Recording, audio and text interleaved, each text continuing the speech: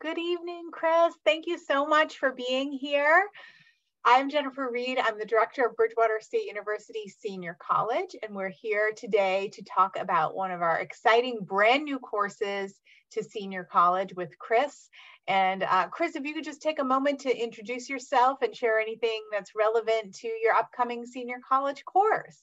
Oh, Jen, thanks so much. It's so great to be here with you and to be talking about a passion of mine, which is model railroading, and to be sharing it with the senior college. I'm really looking forward to connecting with all of you to talk, a lot about a little subject, and that's miniature trains. So that's what I'm here to just talk a little bit more about tonight with you.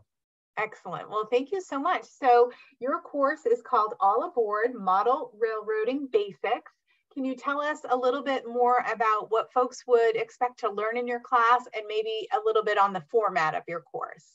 Sure, sure. So the format of the class is going to be really using multiple different approaches. So there will be content that I'll share about model railroading. We'll also have discussions about a number of different topics. I'll be demoing some things, and then we'll also have an opportunity for folks to follow along if they would like to try their hand at some of the basic skills. This is really going to be a class for beginners, though all skill levels are welcome.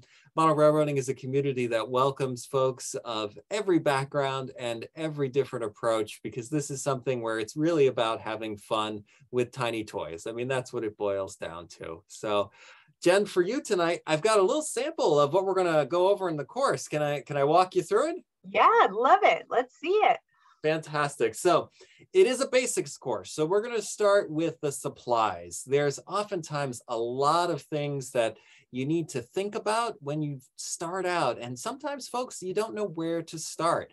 I've been in the hobby all of my life. I took a break, and then when the lockdown started, I started building a layout here in my basement. So I've learned a lot since I've come back to the hobby in the last few years. So we're going to start with supplies.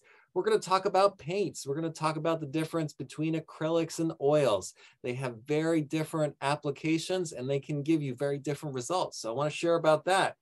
We're going to talk about glues. And while we're talking about glues, we're going to talk about safety. It's so important when you're in the shop. This is my shop, by the way, where we're going to be doing a lot of the course from, to make sure that you're safe while hobbying. So I'll be sharing some of my tips.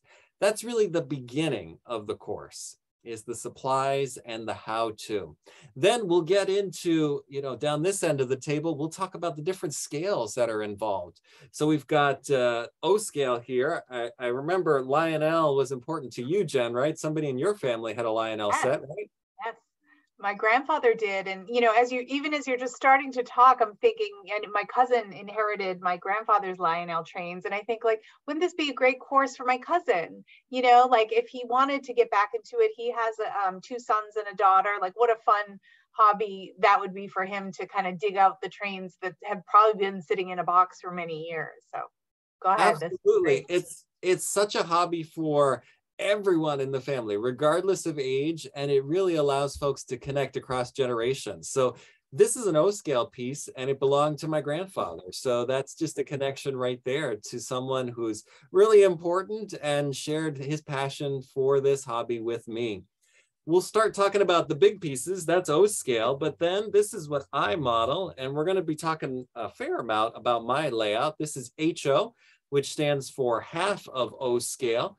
It's one of the more popular sizes, as it still is pretty sizable to work with, but it allows you to get more railroad into your space, which of course is a really important consideration, especially for someone if you're living in an apartment or, you just don't have that big empty space in the basement.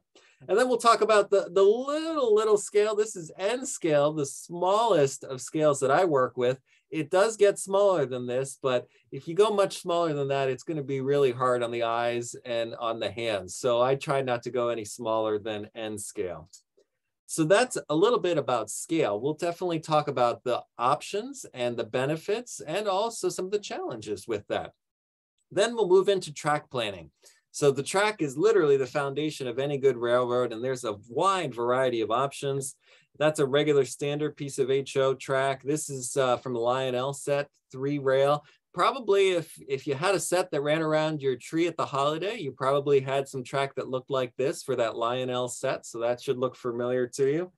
And there's been a lot of advancements in the hobby. This is called Easy Track, and it is so much simpler for wiring and also to maintain. And this is what my layout is built using. It snaps together, really, really great product. I love making things easy, so we're gonna make sure that we do that when we go through the track planning section of the course. Then, of course, you know, these are probably the most interesting pieces. People love engines, right? If you're train watching, you're always gravitating towards that engine. It's called the motive power.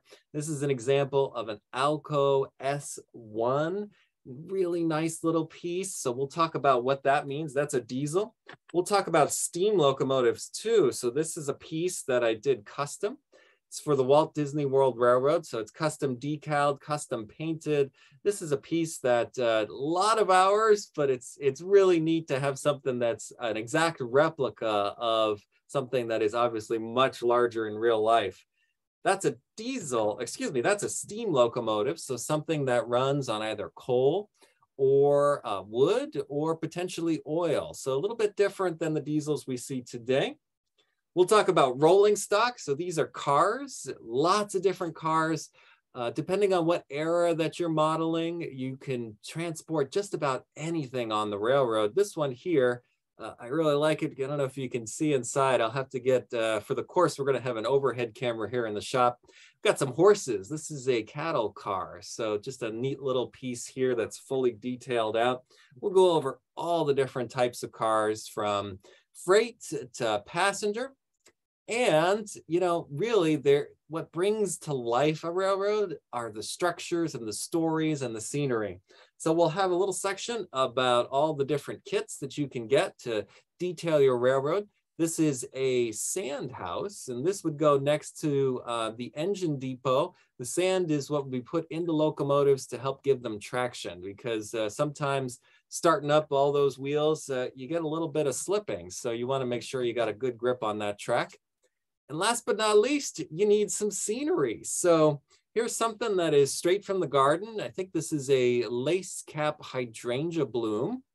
Does that sound right? I know someone Well, is it's about one of my gardening, right? favorite hydrangeas. I'm a hydrangea aficionado, so I love that.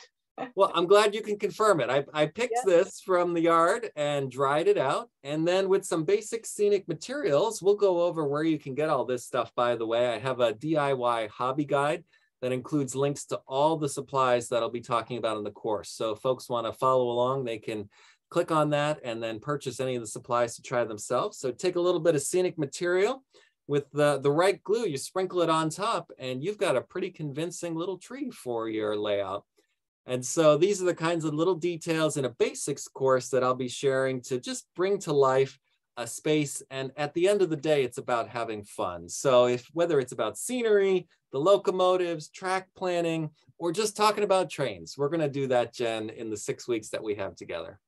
Oh, Mike, I'm so excited. I think, trains are such an important part to our American history. And I know that I remember I grew up with a train buff. Like, I know so many people, are just enamored with the history of America as it pertains to trains. And this just seems like such a fun course. I hope folks will take advantage of this opportunity, or you can do so by registering in the link down below here on our YouTube page. Or also tell a friend if you know someone that's a hobbyist in this area. Even if you think they're well experienced, I think it would be a great place to meet like-minded folks, that are interested in model railroading.